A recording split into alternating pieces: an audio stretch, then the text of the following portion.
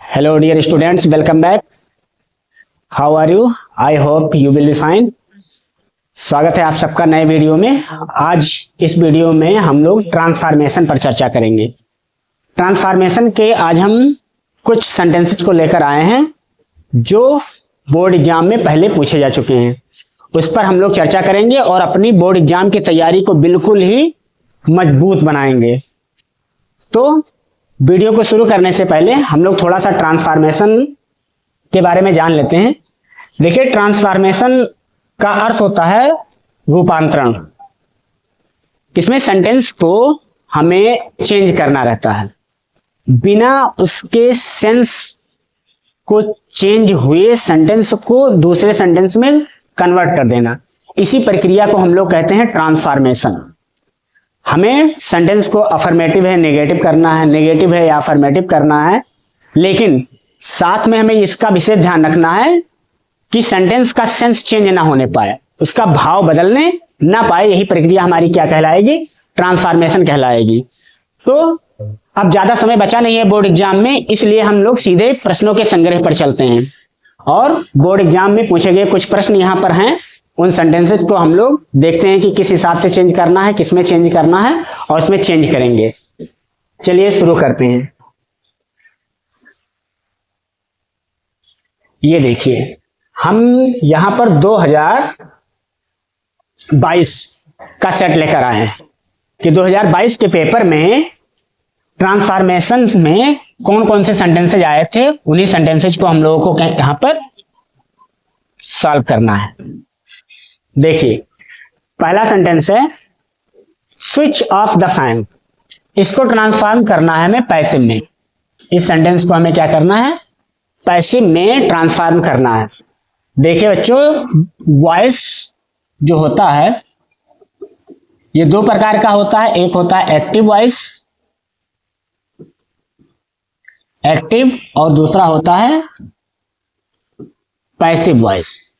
जो active voice होता है इसमें सब्जेक्ट मुख्य होता है, अर्थात सब्जेक्ट सबसे आगे लिखा होता है। जो पैसिव वॉइस होता है इसमें ऑब्जेक्ट मुख्य होता है, यानी ऑब्जेक्ट सबसे आगे लिखा होता है।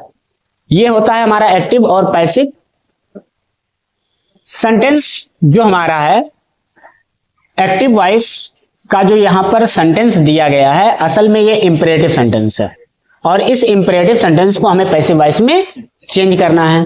तो इंपेरेटिव सेंटेंस को पैसिव वॉइस में हम दो तरीके से चेंज कर सकते हैं। फोन आ गया इसी में। पास जो सेंटेंस है ये इंपेरेटिव सेंटेंस है, इसको पैसिव वॉइस में हमें कन्वर्ट करना है।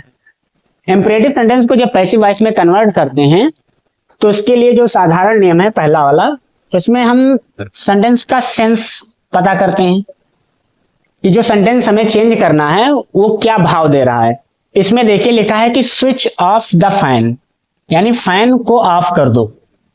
तो एक तरीके से इसका सेंस क्या लग रहा है? जैसे किसी को ऑर्डर दिया जा रहा है, आदेश। और जब ऑर्डर दिया जाता है तो हम लिख सकते हैं यू आर ऑर्डर्ड टू। ये चीज लिखने के बाद, इतनी चीज लिखने के बाद पूरा का पूरा एक्टिव सेंटेंस इसी के आगे क्या करना है? लिख देना है। स्विच ऑफ द फैन, और ये हमारा सेंटेंस पैसिव वॉइस में चेंज हो गया। You are ordered to switch off the fan. इस सेंटेंस को अगर हम लोग चाहें तो लेट के यूज से भी पैसिव वॉइस में चेंज कर सकते हैं। लेट के यूज से अगर हम सेंटेंस को चेंज करें तो सबसे पहले हम लोग लगाएंगे इसमें क्या? लेट। लेट के बाद हम लोग लिखेंगे क्या? ऑब्जेक्ट। ऑब्जेक्ट के बाद लगाएंगे क्या? वी, और इसके बाद हम लोग लिख देंगे वर्ब का थर्ड फॉर्म। और सेंटेंस हमारा इंपेरेटिव अगर है तो पैसिव वॉइस में तुरंत चेंज हो जाएगा। तो इस तरीके से भी अगर चेंज करें हम तो हम लोग लिखेंगे सबसे पहले इसमें ऑब्जेक्ट। ऑब्जेक्ट क्या है? सबसे पहले लगाएंगे लेट, लेट के बाद लिखेंगे ऑब्जेक्ट। ऑब्जेक्ट इसका क्या है? The fan. तो यहां पर देखिए सबसे पहले लिखा मैंने लेट, इसके बाद ऑब्जेक्ट लिखेंगे द फैन, फिर ऑब्जेक्ट के बाद क्या कह रहा है? हमें वी लगाना है, तो वी लगा दें we, let the fan be. अब इसके बाद हमें वर्ब का थर्ड फॉर्म लिखना है। इंपेरेटिव सेंटेंस में शुरुआत ही इंपेरेटिव सेंटेंस की वर्ब के फर्स्ट फॉर्म से होती है, तो सबसे पहला जो वर्ड लिखा है यही क्या है, वर्ब है, स्विच ऑफ। तो इसका थर्ड फॉर्म हम लोग लिख देंगे स्विच्ड ऑफ, स्विच्ड ऑफ। ये हमारा लेट के यूज से पैसिव बन गए, और ये हमारा यू आर ऑर्डर टू, अगर इसमें रिक्वेस्ट किया जा रहा होता तो यहाँ पर हम लोग लिख देते यू आर रिक्वेस्टेड टू। अगर यहाँ पे सलाह एडवाइस दी जा रही होती तो लिख देते यू आर एडवाइस टू। इसके बाद एक्टिव सेंटेंस को ठीक इसी के आगे लिख देंगे और हमारा तुरंत एक्टिव सेंटेंस पैसिव वॉइस में कन्वर्ट हो जाएगा। अब देखिए सेकंड सेंटेंस है हमारा, every rose has a thorn, यानी सभी गुलाब में क्या होते हैं, कांटे होते हैं। इसको हमें नेगेटिव सेंटेंस में क्या करना है, चेंज करना है। अब देखिए यहां पर हमें सेंस नहीं बदलने देना, सेंस हमें नहीं बदलने देना और सेंटेंस को हमें नेगेटिव में चेंज भी कर देना है। तो आप सोचिए कि इसका क्या हम लगाएं, कैसे कन्वर्ट करें कि सेंटेंस हमारा नेगेटिव में चेंज हो जाए और इसका सेंस भी ना बदले। देखिए every rose has a thorn, यानी सभी गुलाब में कांटे होते हैं, यानी बिना कांटे का कोई गुलाब होता ही नहीं। हम क्या बोलेंगे कि बिना कांटे का कोई गुलाब होता ही नहीं है। इसका अर्थ क्या होगा कि हर गुलाब में क्या होते हैं, कांटे होते हैं, और हमारा सेंटेंस नेगेटिव में क्या हुआ, ट्रांसफर हो गया।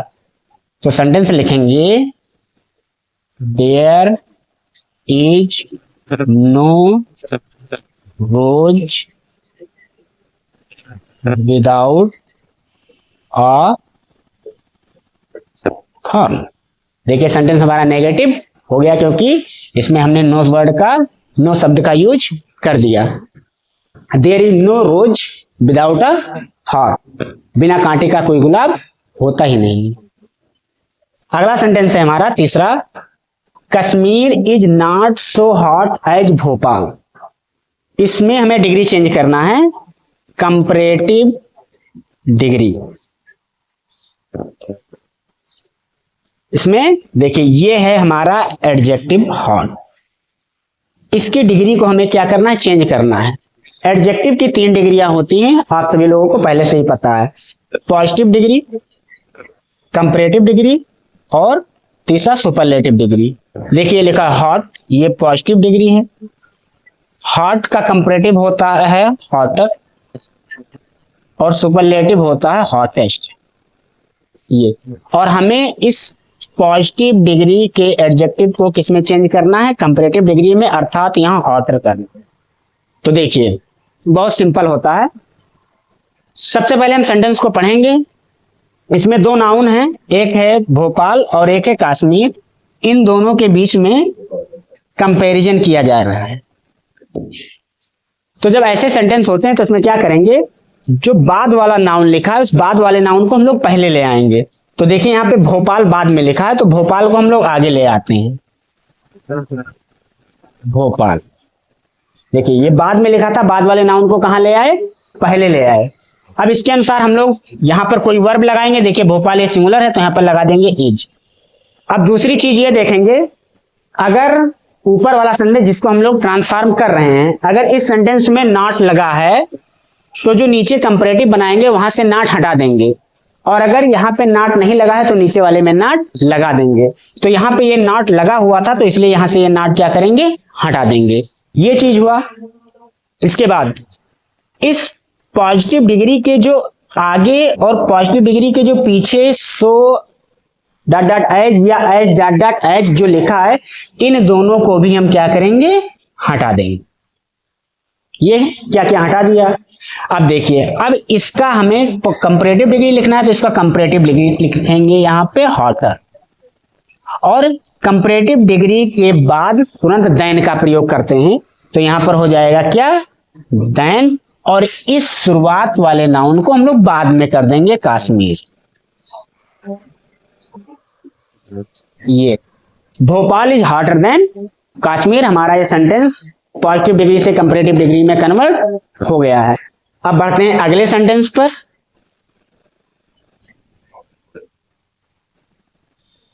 अगला सेंटेंस है हमारा, यू कैन सॉल्व इट, आप इसे हल कर सकते हैं। किसमें कन्वर्ट करना है, इसको भी हमें करना है पैसिव में ही। किस में कन्वर्ट करना है? पैसिव में। पैसिव में इसे ट्रांसफॉर्म करना है। देखिए ये हमारा असर्टिव सेंटेंस है और मॉडल वर्ब का है कैन।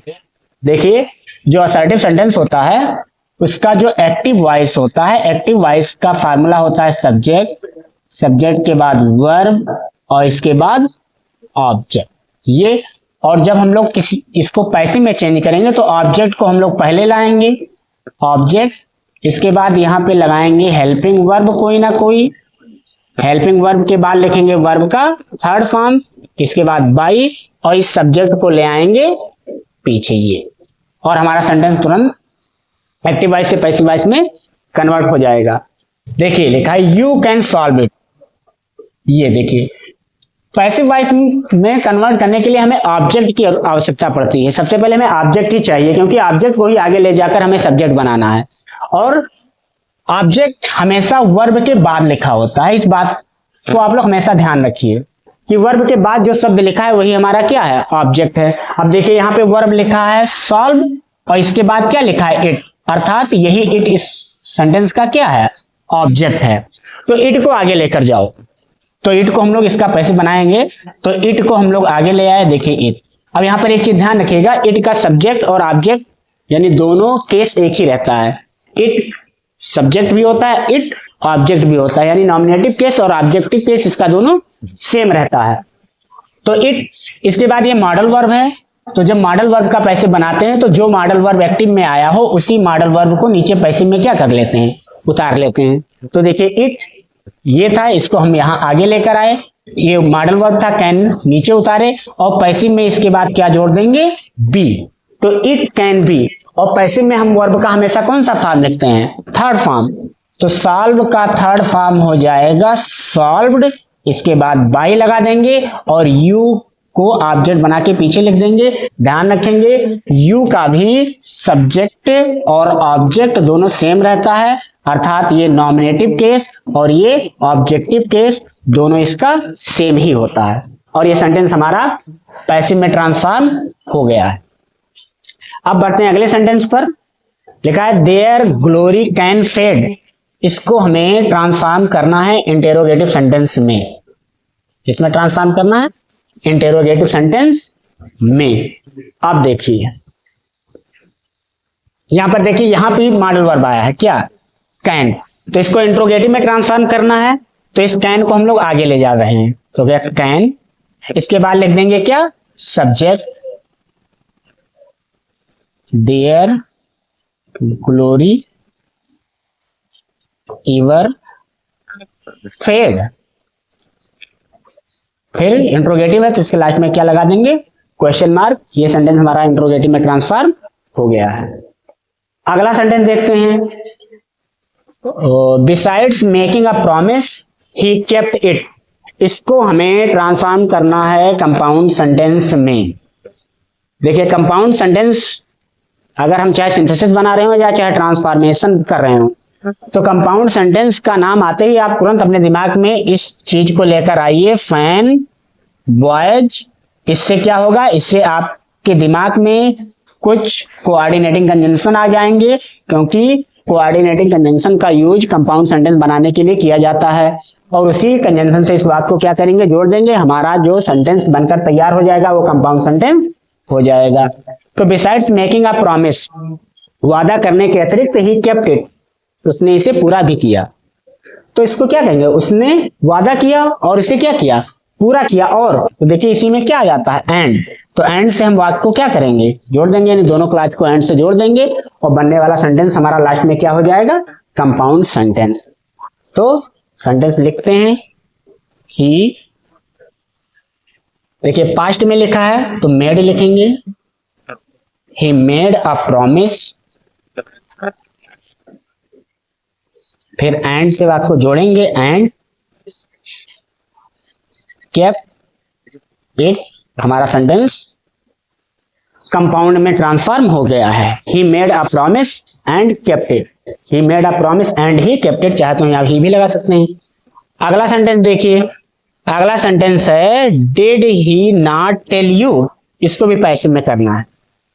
हाँ, ये चीज है कि आप अगर अनसॉल्व हल कर रहे हैं और उसमें अगर आप ट्रांसफॉर्मेशन देखेंगे तो लगभग हर साल ट्रांसफॉर्मेशन में एक सेंटेंस वॉइस का जरूर पूछा गया है, यानी वॉइस को आप लोग ज्यादा से ज्यादा तैयार कर लीजिए। ट्रांसफॉर्मेशन में अगर देखा जाए तो वॉइस थोड़ा सिंपल भी है, तो आप वॉइस पूरा एक तरीके से सारे रूल्स को पढ़ डालिए। अब यार देखिए यहाँ पर 2022 के ही सेट में कितने वॉइस आ गए, एक ये आया, एक ही आया, इससे पहले भी एक बन चुका है, यानी वॉइस ज्यादा ही पूछे जाते हैं। और हमें एक सेंटेंस करना ही रहता है, 2 सेंटेंस हमारे पास रहेंगे, अगर उसमें वॉइस मिल जाए तो वॉइस करना तो सबसे ज्यादा बेटर है, क्योंकि वॉइस में हमारे गलती के चांसेस भी बहुत कम होंगे। तो देखिए अब इस सेंटेंस को हमें पैसिव करना है, did he not tell you. अब यहाँ पर देखिए इस एक्टिव में सबसे पहले अगर किसी वाक्य को हम लोग पैसिव में कन्वर्ट कर रहे हैं तो सबसे पहले टेंस पहचानिए, किस टेंस के वाक्य को हम लोग पैसिव में चेंज करने जा रहे हैं। अब यहाँ पर देखिए अगर किसी भी सेंटेंस में डिड लगा है हेल्पिंग वर्ब के रूप में और इसके साथ वर्ब का फर्स्ट फॉर्म लिखा है, तो वो सेंटेंस हमारा पास्ट इंडेफिनिट टेंस होगा, यानी या अगर डिड नहीं लगा है तो सेंटेंस में वर्ब का कौन सा फॉर्म लिखा रहेगा, सेकंड फॉर्म। अगर एक्टिव वॉइस में वर्ब का सेकंड फॉर्म लिखा है तो वो हमारा पास्ट इंडेफिनिट टेंस होगा, या अगर एक्टिव वॉइस में डिड के साथ वर्ब का फर्स्ट फॉर्म लिखा है तब भी वो हमारा सेंटेंस पास्ट इंडेफिनिट टेंस में होगा। और जब पास्ट इंडेफिनिट टेंस को पैसिव में चेंज करते हैं तो पैसिव में हेल्पिंग वर्ब लगाते हैं क्या, वाज या वर, क्या लगा देते हैं, वाज या वर। या देखिए यहाँ पर फार्मूला लिखा हुआ है, यानी सबसे पहले ऑब्जेक्ट लगाएंगे, इसी का अगर पास्ट इंडेफिनिट का फार्मूला बनाना है हमें तो यहाँ पर हेल्पिंग वर्ब की जगह पर हम वाज या वर लिख दें, बस हमारा पास्ट इंडेफिनिट टेंस का फार्मूला बनकर तैयार हो जाएगा। यानी ऑब्जेक्ट, इसके बाद वाज या वर, फिर वर्ब का third form by plus subject बन गया। अब ये सेंटेंस जो हमारे पास दिया गया है इंटेरोगेटिव है, क्योंकि इसकी शुरुआत किससे हो रही है, डिड से हो रही है, और जब डिड से वाक्य की शुरुआत हो रही है तो हमें पैसिव का जो हेल्पिंग वर्ब है, क्या है हेल्पिंग वर्ब, वाज या वर, उसको हमें सबसे पहले लिखना है किसके अकॉर्डिंग, ऑब्जेक्ट के अनुसार। और अभी बताया वर्ब के बाद जो चीज लिखा रहता है वो क्या होता है, ऑब्जेक्ट होता है। इसमें ऑब्जेक्ट की जगह पर क्या है, यू, और यू प्लूरल होता है, तो यानी कि हम लोग वर को सबसे पहले यहाँ पे लगाएंगे वर। इसके बाद हम लोग लिखेंगे इस ऑब्जेक्ट को आगे, ऑब्जेक्ट इसका जब सब्जेक्ट बनेगा तो यू का यू ही होता है, यानी वर यू। अब यहाँ पर देखिए ये सेंटेंस नेगेटिव भी है, और जो नेगेटिव और इंट्रोगेटिव सेंटेंस होता है उसमें सब्जेक्ट के बाद हमेशा नॉट लगाते हैं, तो ये यू अब आगे जाकर के हमारा पैसिव वॉइस का सब्जेक्ट बन चुका है, तो इसी के बाद हम लोग क्या लगा देंगे, नॉट। तो were you not tell, tell का थर्ड फॉर्म होता है टोल्ड, इसके बाद बाई, और ही को जब ऑब्जेक्ट बनाते हैं तो ही का ऑब्जेक्ट क्या हो जाता है, हिम, क्वेश्चन मार्क, हमारा सेंटेंस पैसिव में ट्रांसफॉर्म हो चुका है। अब इसके बाद हम लोग बढ़ते हैं अगले सेंटेंस पर। आगे है हमारा they will close all the shops, इसको भी पैसिव में ही करना है, इसको भी पैसिव में ही करना है। देखिए पैसिव में चेंज करते समय, पैसिव में ट्रांसफॉर्म करते समय सबसे पहले हम लोग टेंस का पता लगाएंगे। तो देखिए इस एक्टिव वॉइस के सेंटेंस में लगा है विल और सैल।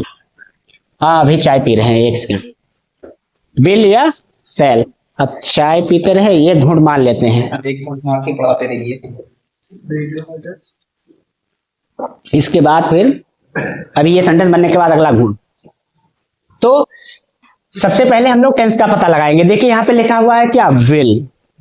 अब देखिए अगर एक्टिव वॉइस के किसी भी सेंटेंस में हेल्पिंग वर्ब के जगह पर लिखा है विल या सैल, और उसके बाद अगर वर्ब का फर्स्ट फॉर्म लिखा है तो वो सेंटेंस हमेशा होगा फ्यूचर इंडेफिनिट टेंस का।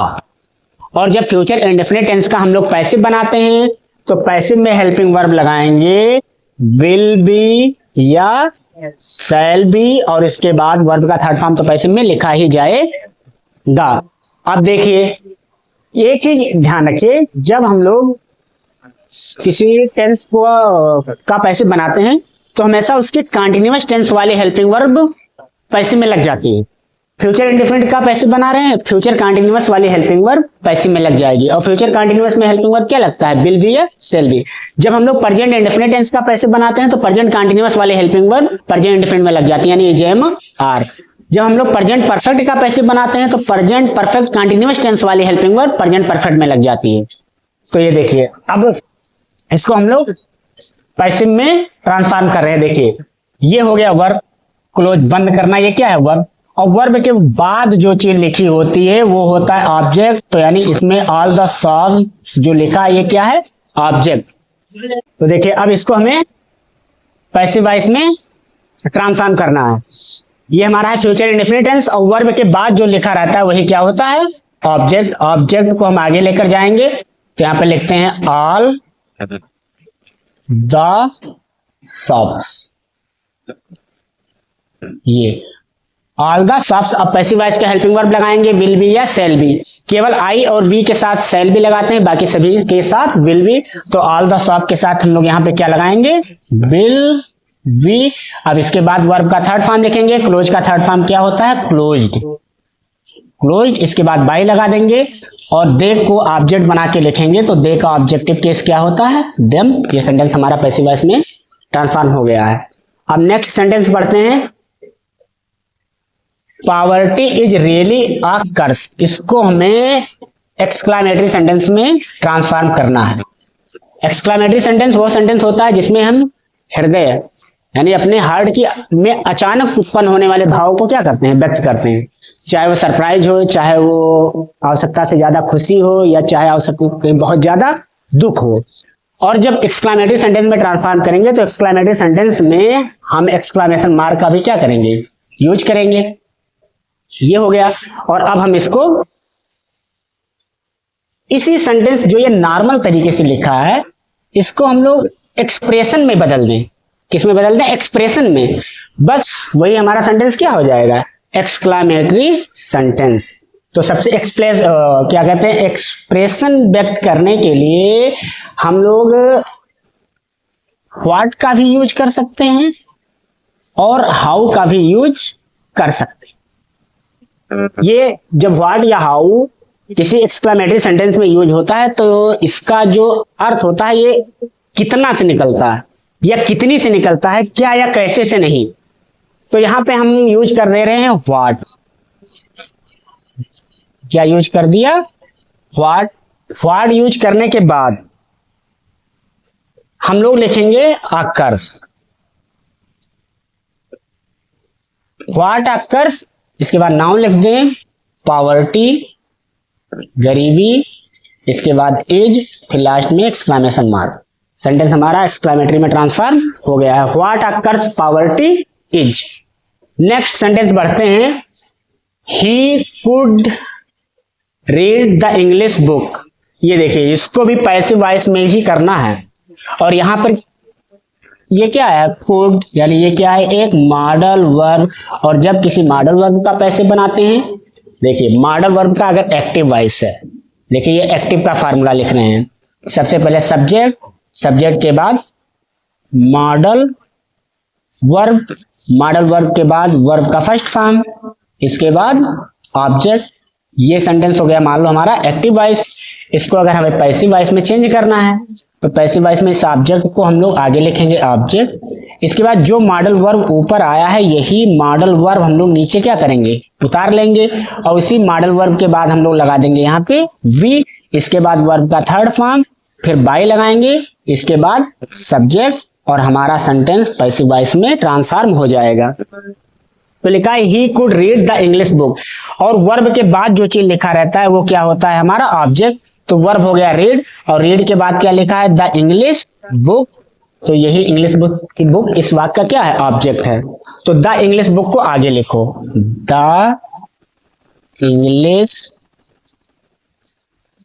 बुक। अब देखिए यहाँ क्या है, कुड, तो यही कुड मॉडल वर्ब नीचे उतार लो। इसके बाद हम लोग क्या लगाएंगे, बी। अब रीड का थर्ड फॉर्म, रीड का तीनों फॉर्म एक ही होता है, केवल प्रोनाउंसिएशन थोड़ा सा बदल जाता है, रीड, रेड, रेड। तो हम लोग लिखेंगे स्पेलिंग यही, लेकिन बोलेंगे इसको क्या, रेड। इसके बाद बाई लगा देते हैं प्रीपोजिशन, और ही को जब ऑब्जेक्ट बना करके लिखते हैं तो ही का ऑब्जेक्टिव केस क्या हो जाता है, हिम।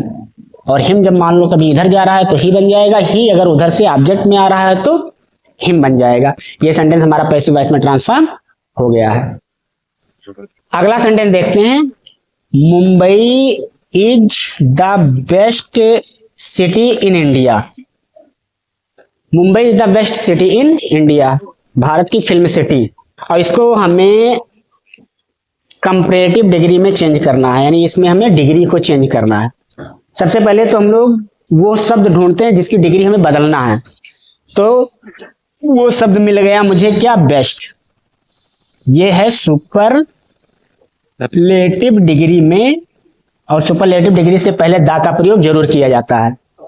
इसी को हमें किस में कन्वर्ट कर देना है, ट्रांसफॉर्म करने के लिए कंपैरेटिव में करना है। तो इस डिग्री को जो सुपरलेटिव है इसे हमें कंपैरेटिव डिग्री में करना है। तो इसका हम तीनों डिग्री लिख रहे हैं, और ये हमें याद होना चाहिए, क्योंकि अगर हमें याद नहीं होगा तो हम लोग लिखेंगे कैसे।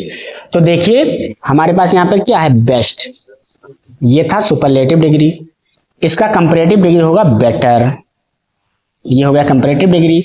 और पॉजिटिव डिग्री क्या होगा, गुड, अर्थात ये गुड की सुपरलेटिव डिग्री लिखा हुआ है, गुड, बेटर, बेस्ट। और हमें बेस्ट के जगह पर क्या लगाना है, बेटर, लेकिन सेंस को चेंज नहीं होने देना है। और सेंस ना चेंज हो हमारा चेंज ना हो, इसके लिए सबसे बेटर है कि सबसे पहले हम इसे हिंदी में चेंज कर लें। देखिए भाव क्या दे रहा है सेंटेंस, कि Mumbai is the best city in India. Mumbai Bharat का सबसे अच्छा शहर है। मतलब अब इससे अगर हिंदी में कन्वर्ट करें तो कोई भी शहर मुंबई इतना अच्छा नहीं है। अब यहां पर क्या करें, मुंबई की तुलना हमें भारत के दूसरे शहरों से करवानी पड़ेगी, क्योंकि कंपैरेटिव डिग्री में हम क्या करते हैं, तुलना करते हैं। तो यहां पर मुंबई की तुलना इंडिया के अन्य शहर से करवा दी जाए, बस हमारा जो सेंटेंस होगा अपने आप कंपैरेटिव डिग्री में हो जाएगा। तो इसके लिए हम लोग यहां पर यूज करेंगे no other. No other city in India, no other city in India. इसके बाद यहां पर क्या लगा दिया, इज, हेल्पिंग वर्ब क्या लगा दिया, is. No other city in India is. अब यहां पर हम इसका पॉजिटिव डिग्री कंपैरेटिव डिग्री लिखेंगे। क्या होगा इसका कंपैरेटिव डिग्री, बेटर। और कंपैरेटिव डिग्री के बाद हम लोग क्या लगा देते हैं, देन।